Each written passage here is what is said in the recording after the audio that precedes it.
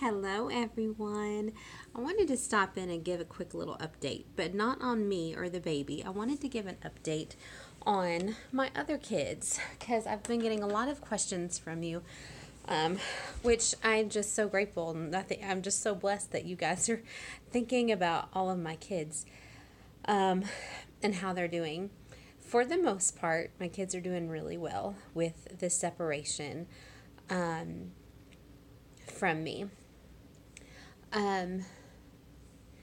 But one of them is not. And I hesitate with how much to share because he is one of my adopted kiddos. And I'm just very, very careful about their privacy. And I don't want to really be the one to share their story. I feel like it's not really my story. And I want them to be able to do that when they get older without me having any really input in that. It's hard to explain all these things that I feel, so that might not have made sense. But he's really having a hard time. Pretty much every day, I hear from whoever's watching the kids that he's not listening. He's mad all the time. He's, throwing fits. And today, when the kids were here, I was kind of blown away with his behavior. He's really, really regressed a lot. And, all it took was someone giving him just a tiny correction or, hey, it's time to clean up. Let's go get ready for lunch. And he's in the floor crying. And it takes him a while to calm down. That's not something, he came to us when he was 2, and he didn't do that when he was 2. So, he's really regressed a lot. And, I will say that he,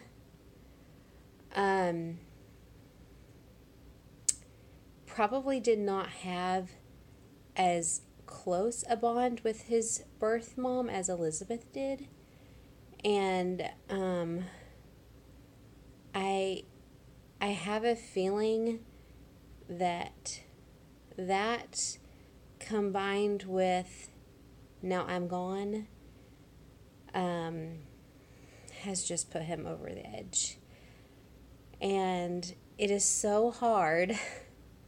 I promised myself I would not cry during this video. It is so hard as a mom to really not have any control over anything that's happening in my house. Things like, when I hear that really their daily schedule is not being followed. And that the living room floor hasn't been vacuumed in 2 weeks. And I'm like, babe, don't you hear me today? It's like, we vacuum it's on the schedule. We vacuum every day, sometimes twice a day. So I don't know what's going on, but the schedule's there for a reason. So just things like that are just hard in general. But specifically whenever I know that my child is struggling and I can't just be there to fix it. I think that's the hardest part of this process so far, for sure, hands down. So tomorrow, I think they're still going to be here tomorrow for a little bit. So tomorrow the plan is Elizabeth. Y'all, I'm so crazy proud of that kid. I cannot even begin to explain to you. Elizabeth is very conscious of her behavior, of what triggers her, what makes her feel certain things. And she is so good at understanding that and then being able to cope with it in a very mature way. She just blows me away with that. And, we've had multiple therapists over the years, and they always say that that's highly unusual for a child her age, or for anyone really. It's a very mature thing for her to do, and I'm so proud of her about that. So tomorrow the plan is for me and Elizabeth and Adrian to sit down together, just the three of us, and just talk about all this stuff, because I think that having Elizabeth there, and like, you remember what it was like when you were angry all the time and it was hard to listen, and what are some things that you found that helped you out during that time? So I think talking with her, with him there, might make him a little bit more receptive, so it's not just me sitting there saying, you need to do this, you need to do that, you shouldn't be doing this. I think he has enough of that during the, just during the day, whenever just because you understand where behavior is coming from, and where emotions are coming from, doesn't mean that you can pretend like those behaviors are not happening. You still have to address them. So he still has to get consequences for those things. So I don't want it to be like a lecture talk, because he's getting that already. But I'm thinking maybe he might be a little bit more receptive if his sister is there to kind of, maybe we can talk through it and see if we can make some progress. It's just, I know so many of you have been asking me. I get messages every day, how are your kids doing?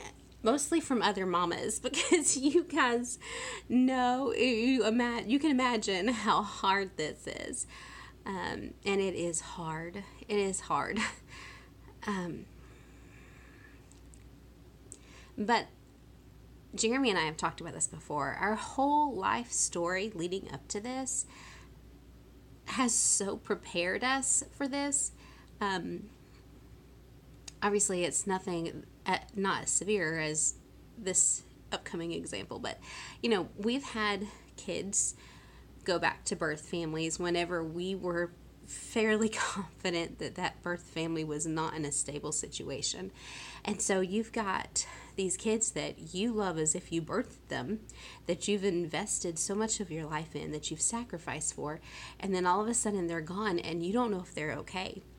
And you learn what it means when you dedicate your kids to God and when they're born. A lot of us church people do that. We have a baby that's born, and we have this huge ceremony, and we tell God that we're thankful for this gift. We give this gift back to Him, or dedicate this baby to them, their life to them.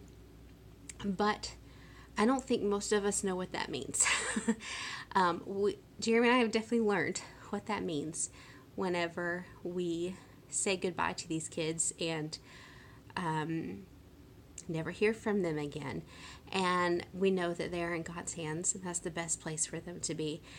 And so I'm having to just rest in that right now for Adrian, that no, I can't be there.